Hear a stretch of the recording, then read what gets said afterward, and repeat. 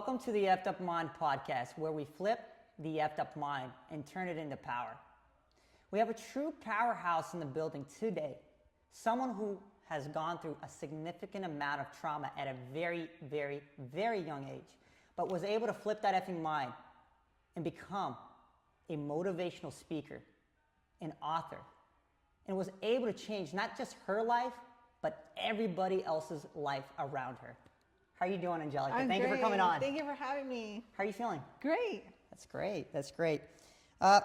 What's like the darkest thought you had to overcome in your life?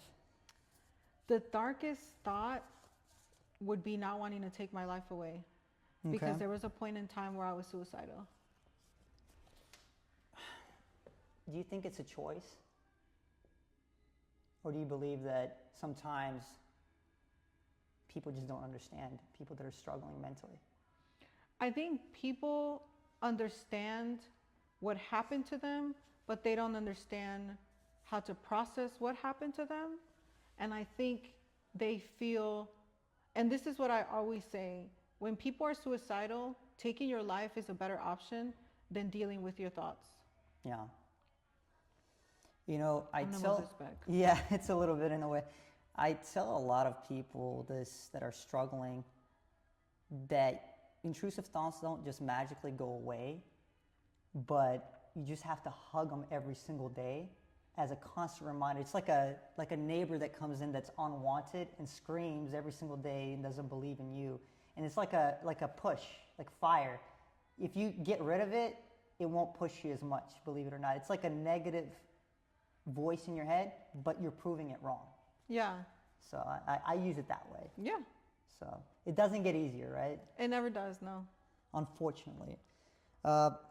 If someone is listening right now and feels broken, what's the first step they need to take? So I'm a big advocate of therapy, and therapy saved my life. I would say that. I would tell that person, speak to somebody else. Let somebody else know your thoughts. Never keep whatever it is that's eating away at you inside. Well, what if like the therapist hasn't gone through a significant amount of trauma and has no correlation to you and is just giving you exercises to do but has no connection with that person? Yeah. What do you think? Like, I would say connectivity, right? Connectivity and community. I would still go and try to find a trauma group and connect with other people who have gone through similar situations as you, because as time goes on, you learn to deal with your trauma better. So I still would go to talk to somebody that's been through a similar situation like you have. That's why they always say people of trauma, they connect because of emotional bonds, trauma bonds. Yeah. Mm-hmm. What does power mean to you today after everything you've survived in your life? Power to me means freedom. Yeah. I feel like a lot of people chase money, but the real flex is chasing freedom. I think we become like rats that are consistently working, and we never get ahead, unfortunately, in life. Because we're consistently trying to get the dollar. And it's funny to me when you hear people that are saying it's not important, but they're consistently trying to pay their bills at the end of the day. Yeah. And it affects us mentally too. So, what's your message to the world right now? My message to the world is stop caring what other people think about you. Let go of fear of judgment. What people think about you is not your business. Because social media has made us believe that we're not making enough, we're not pretty enough, we're not tall enough, we're not good enough, we're not whatever enough. And I think social media is almost like this hole where people are looking at and are addicted to, and they are basing their value based on what everybody else is posting. You know, I know you've been through things most people wouldn't like survive. What kept you alive mentally through it all? I would say my defiant character and my love of life, because I'm a lover of life. And I believe that I was put on this earth to live alive. because I feel like a lot of people are living dead in this world. Like a zombie, because they have so much pain and they have nobody to share with and they have no outlet. People are misunderstood, I think, because they feel, like you said before, that they get judged and they don't want to get judged. But the moment you start to open up, you start to understand that there's more people just like you that are going through those struggles and that pain that's deep inside of you. So. And you don't know people's stories. You know, today I was at FedEx. I go to FedEx a lot because I ship a lot of stuff out. And I've known the guy at the FedEx place for over 5 years. And he finally told me that his father had murdered his mother and that he was ready to tell his story in a book and he wanted me to help him. Oh, wow. And I was like, what? You never said this to me, right? So for him to share that, it was an indication that what I'm doing is touching, moving, and inspiring others to do the same. 100%. If you're able to change just even one person's life, imagine exactly what, and it's like a chain reaction. If you're able to change his life, he can change somebody else's life. Right. And if you don't share your story, you're never going to touch, move, and inspire the masses. And it's important to live for others, not just for yourself. And it's crazy good. Yeah. When everything was happening, what did your mind sound like?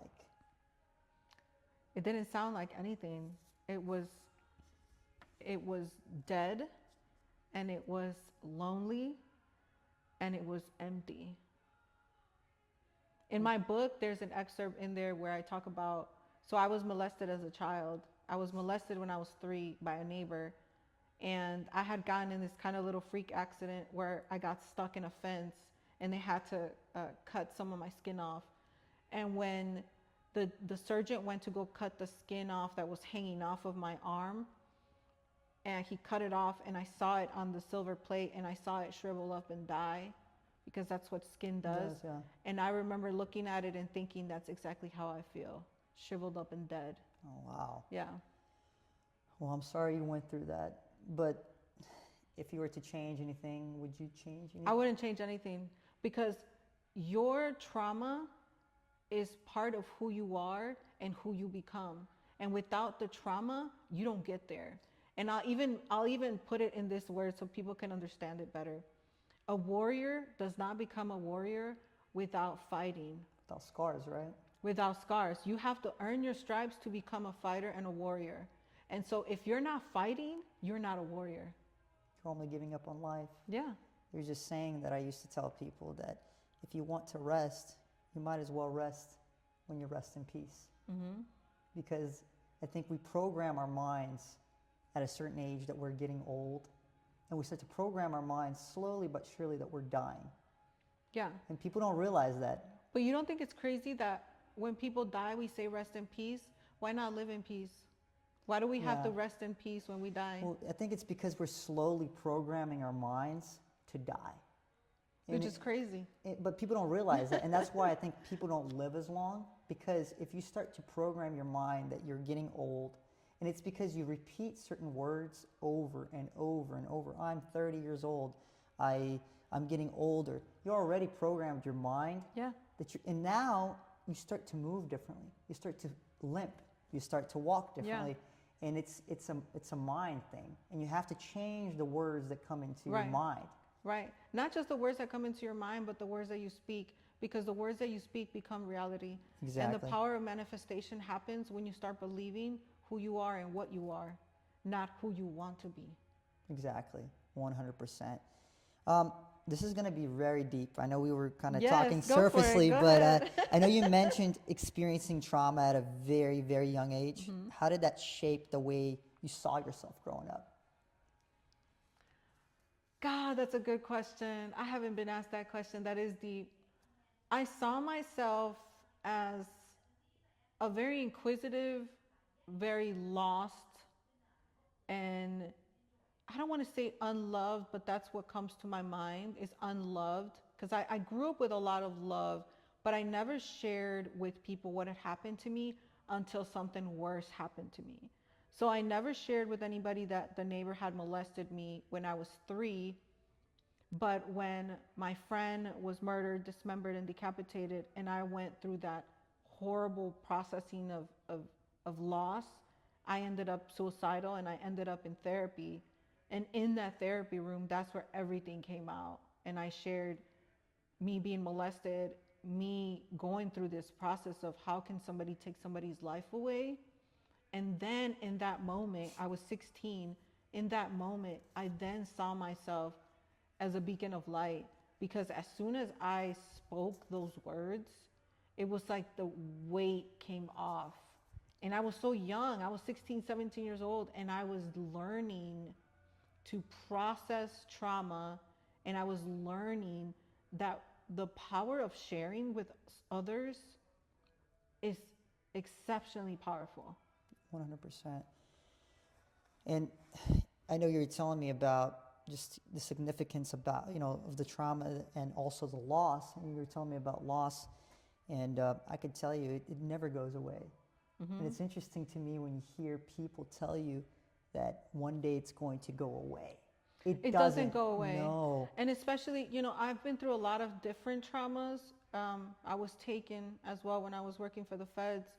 And, there's something called PTSD, which people know what that means. And there's triggers. A lot of people don't realize that you may be healed, but something may happen. You may hear a sound, a song, a scent, a noise, and you could be triggered and put back into that place of trauma again. And if your significant other or people around you don't understand triggers, it's something to discuss. Because I was on vacation with my best friends, and the bartender started banging on like the bar where there was like that little like silver piece. To me, it sounded like gunshots, because I grew up in the hood. I got up my chair and I was under the table. Two of us did, actually. And then our other friends were like, "What are y'all doing?"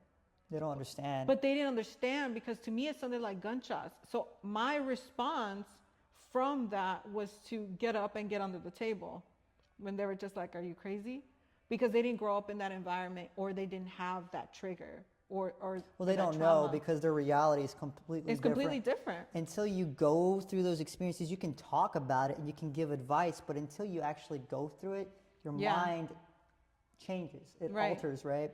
Yeah. So you see things differently. You look at life differently. Right. Like somebody could say something to you and it mean nothing, but it may trigger something in you that will make you upset or sad or feel whatever type of way. Yeah, 100%. Yeah, until you experience it, unfortunately, you'll never understand. Yeah. And there's one thing that I don't know if you agree with this, but a lot of people, they tend to drift off, especially your friends, people that are close to you, especially when you're going through grief. It's the most challenging thing that I think I've gone through. I don't know. Yeah. I'm assuming. Yeah, that's how you know who your true friends are. But also what I've learned is to have grace for other people, because they also don't know what to say, or they don't know how to act. So the only thing they could do is just remove themselves from the situation. One thing I tell people, and I talk about it, is I think we as grievers, and a lot of us are going to be grievers, unfortunately. Yeah. That's the life that we live in. Yeah. Is call those people no matter if they pick up or not, because it shows appreciation to that person. They may not pick up because they're in pain, but they still feel like they're not forgotten. Because the moment that phone stops ringing and nobody calls you, you start to feel like you've been abandoned. Yeah. And it's double abandonment, because you just lost somebody that you love, and then you also feel like you lost your friends at the same time. Yeah, it's like when people go away to prison, they find out who their real friends are, because nobody goes to visit them. Exactly. Yeah.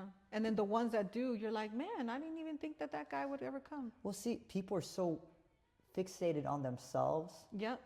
And this is exactly like we were talking earlier about how some individuals that go through trauma, for them, a broken windshield is the end of the world. So their reality is the broken windshield. Yeah. It's not their mom dying or their sister or their siblings. It's just their broken windshield. So for them, they can't even see what we can see. Yeah. And it doesn't mean that they're worse or better. It has nothing to do with that. It's just the reality is different. Yeah. So. Yeah. Yeah, I mean, it's like when I went to the academy, right, with the feds.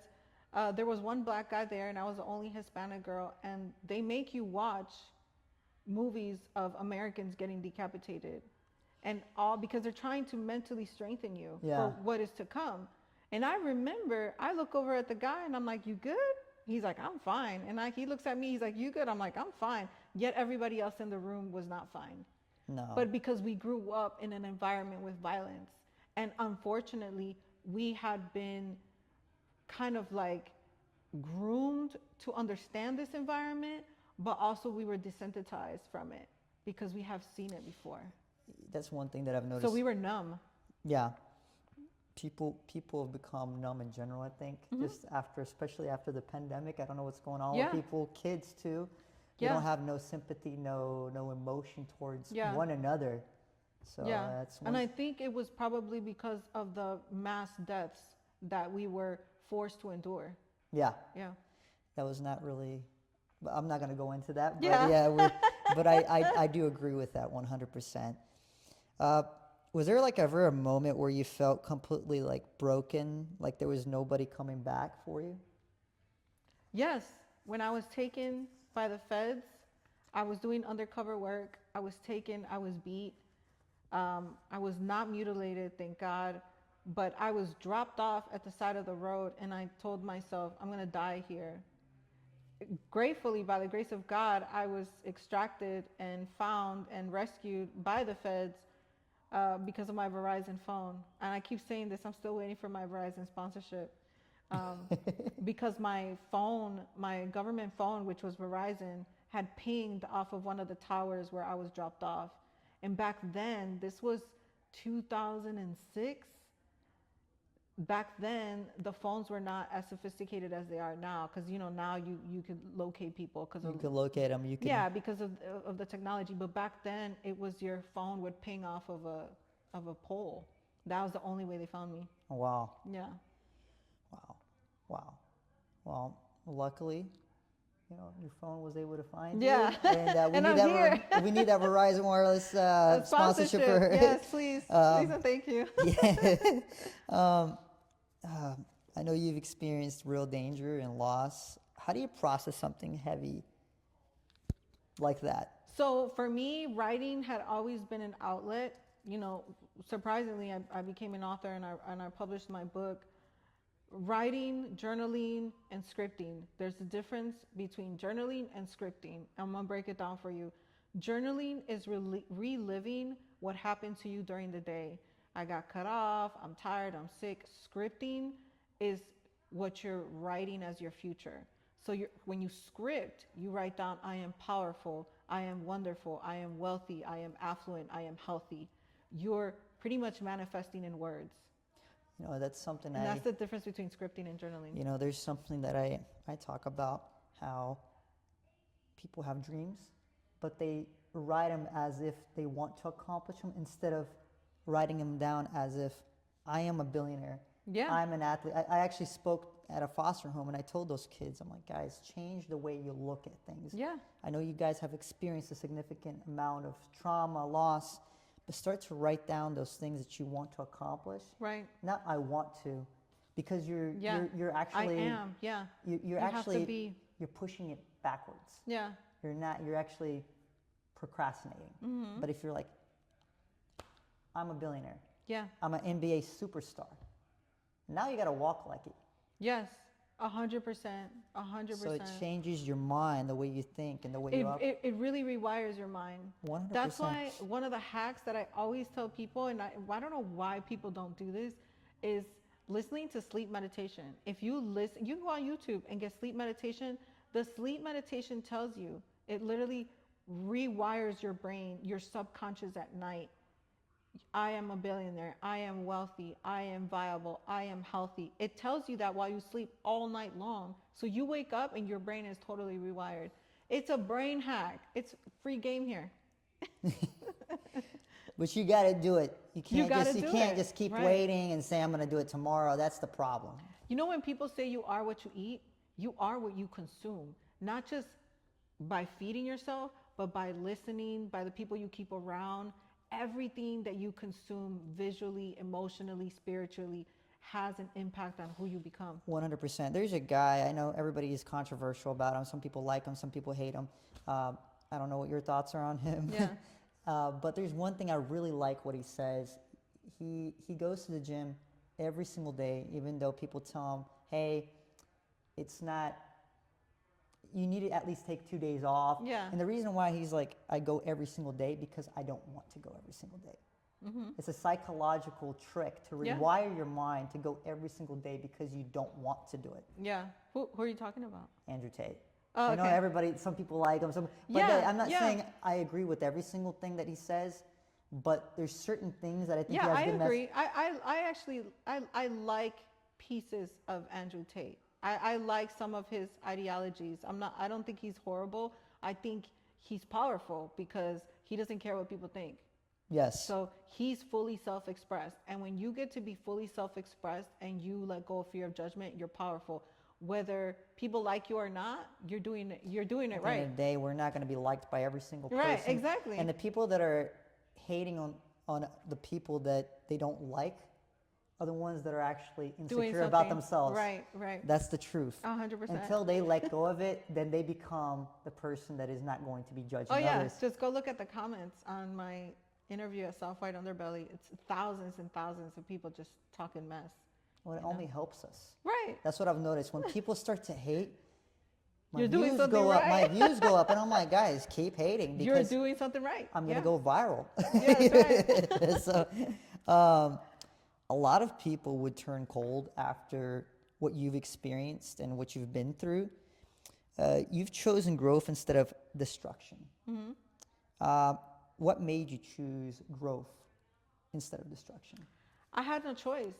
I feel like this last thing that happened to me, which is finding out I married into the cartel, this one really did take me out. I had to destroy the version of me. I had to kill her off in order to grow this new version of me. So I did destroy myself. The act and the trauma destroyed me, and I had to rebuild myself. So sometimes you have to kill off the old version of you so that the new version of you can be reborn. 100%. Because if not, you're just doing the same habits, the same way of walking, the same Which way. is insanity. Yeah. Yeah. Doing the same thing, expecting different results is the definition of insanity. You're not growing. You're not growing, yeah. You're just asking for advice, but doing the same thing and hitting the wall nonstop. Right. And surprised why you're not getting anywhere. Exactly. And so a majority of people do, right? They just don't get why they're not moving anywhere, but they keep doing the same thing over and over again. Okay, what was the exact moment where you said, I'm not staying this version of myself anymore? What was like the exact moment? And we can dig very, very deep if we can. I would say, so really what catapulted my entire career was when I decided to publish the book, when I have been told not to publish the book by the feds and even by my publishing company. They didn't want me to publish the book because I had revealed, I was under federal investigation when I published my book. I was still going through it. And that was the moment where I said, I've lost so much that I can't lose anything else. So that's that moment where you're like, I'm just going all in. You don't care anymore. I don't at that care moment. anymore. Yeah. When And you- it's in that moment where growth really happens, because it forces you to be uncomfortable to points that you can't even stare. You can't even look at your own reflection because you're so uncomfortable with who you are. And then that's important. the moment where it all shifted. Okay. How important do you think being uncomfortable in life is the most important thing. Growth does not happen without being uncomfortable. Plants, when they break through the ground, they're in pain. When butterflies come out of their cocoon, they're in pain. Yeah. So you have to be uncomfortable and in pain to get to the next level. I think a lot of people, they chase release. We live in a quick release world. Instant gratification. Yeah. And it comes from intimacy, from having fun. And I think that people Drugs, don't. alcohol. Yeah, exactly. Because people. Sex, porn. Exactly. Yeah, all the things. Instead of actually chasing the pain, they're like, I don't want my kids to go through struggle. And I'm like, guys, this is exactly where the growth happens. If you're working out, you should be chasing the pain because that's where the muscles grow the most. Right. Instead of, oh, I did my set, thank God. No, you should be chasing the next set of Failure. pain because Which that's is failure, yeah. Yeah, and that's the thing that I think we're not teaching our kids the correct way because we tell them we don't want them to suffer. And what does that do? They stay comfortable, they sit on a chair, and they Yeah. feel like everything is going to be handed to them. Unfortunately, that is the truth. Yeah, I mean, so you know, I'm a bodybuilder and we talk about working out. If you are not lifting to a failure, you physically have to rip your muscles in order for them to, the fiber muscles can grow. Your muscles have to be ripped. And then in the recovery process, that's when they grow, when they go and tie themselves back together. 100%. Yeah.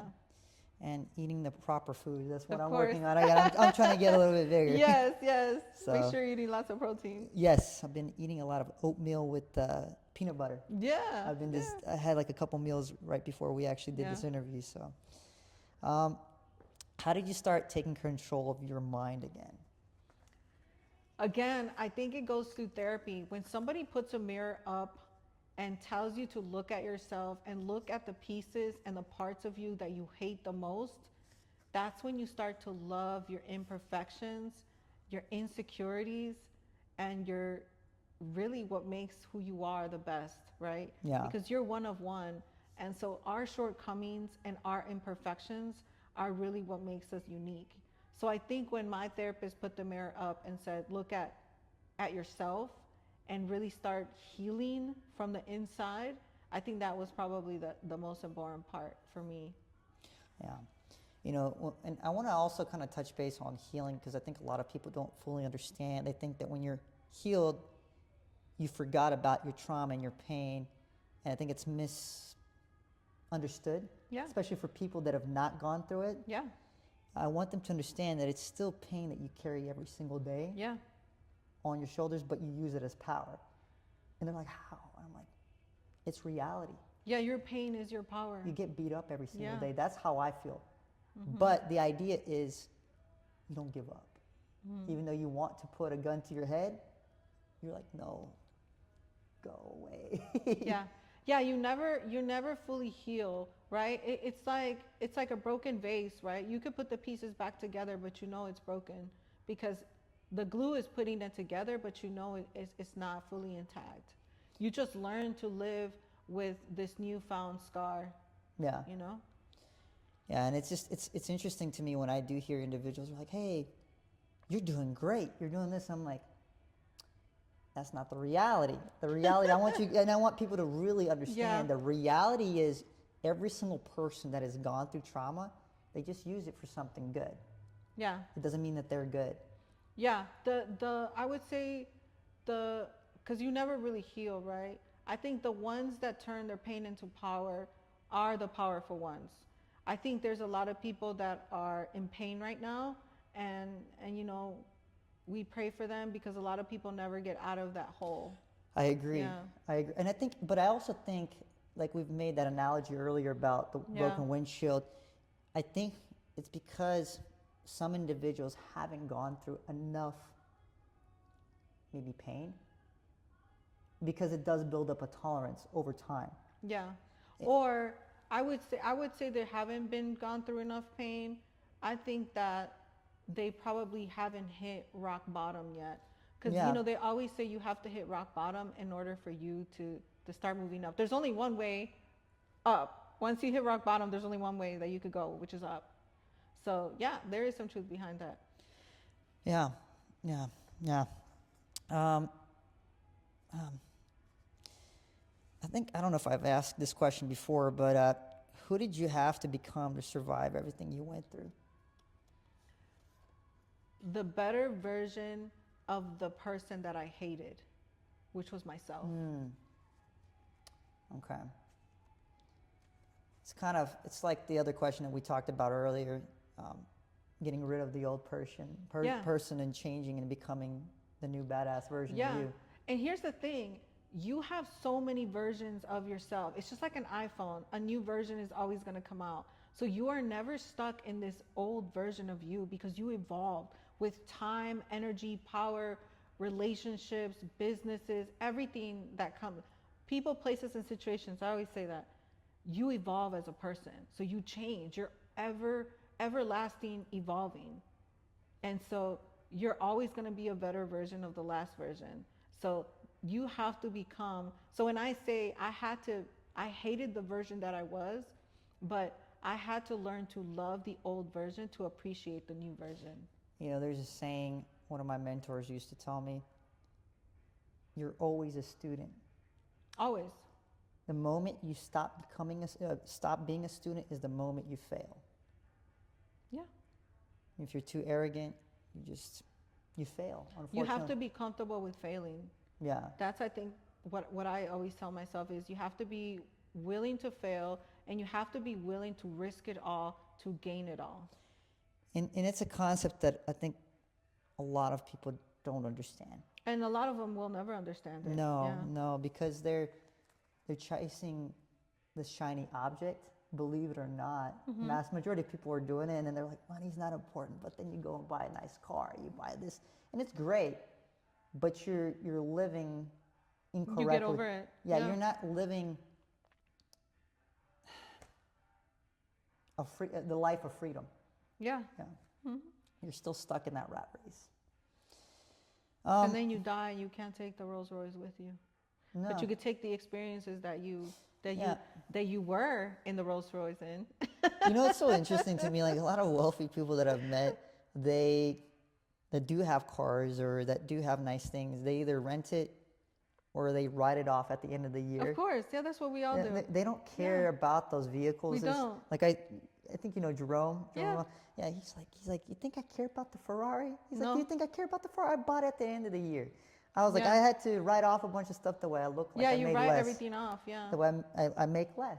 Mm-hmm. On paper, you got to make less. Mm-hmm. You got to be low income at the end of the day. That's right. So, by the way, that's a little secret. That's right. Yeah. For the business side. Yeah, on the business side, exactly. What habits or mind shifts saved your life? Consistency, discipline, conviction, and discernment. Yeah. Well, throw it in a smoothie and drink it. There you go. There you go. If somebody's at home right now and they feel hopeless, lonely, and attacked by their own thoughts, by their depression, and they feel like there's no way of making it, what would you tell them? I would say get it out of your mind and either onto paper, write about it, talk about it, and get it out of your mind. Let somebody else hear you say what your ailment is. So I'm always going to go back to therapy because that's what saved me. If I was not in that therapist chair when I was 17, I would have taken my life. I had a plan to take my life. Wow. Yeah, it's not easy. Yeah, that's why when people say they want to write their stories, I said do it because writing is a brain dump. You dump everything that's in your mind, body, and soul onto paper, and now you're freed. So the same thing goes with your ailments and your pain. As soon as you share with somebody else, you're now releasing that pain and giving it to somebody else. I'm not saying you're giving it to that person, but you're now saying it out loud and it's coming out of you. It's coming out, exactly. Yeah, and it needs to be released. And I think a lot of people don't release it, and that's how they end up taking their lives away. Mm-hmm. Yeah, and they think they're going to be misunderstood, but in reality, they don't share anything, and nobody really knows. Right, and you know, a lot of people that take their lives, and then they say, man, but he looks so happy on Instagram, you know, and he was doing so like Robin Williams. He looked so great. He had a whole show. He had this, and that. But you never know what people are going through because we're so fixated on what people post. And remember, people post what you want them to see. You know, it's so interesting. I think some of the people that seem the happiest are usually the people that are mostly depressed because they don't want other people to suffer. Like even from my own experience, and I talk about it openly, you know, I am depressed, but you know what? I get up every single day and I fight it. I don't want other people to experience the pain that I'm going through. And I want to help every other single person out there, that way they know that they're not the only ones out there. Right. Yeah. And so if you can put on a smile for somebody else, why not? Yeah. I think that's the key. Yeah, definitely. Yeah. Well, Angelica, I wanted to say thank you for coming on to the pod. Thank you for having me. It was sharing a pleasure. words of wisdom and helping everybody. Gems. Well, flip that effing mind, you guys. You guys can do it. Don't give up. Keep on.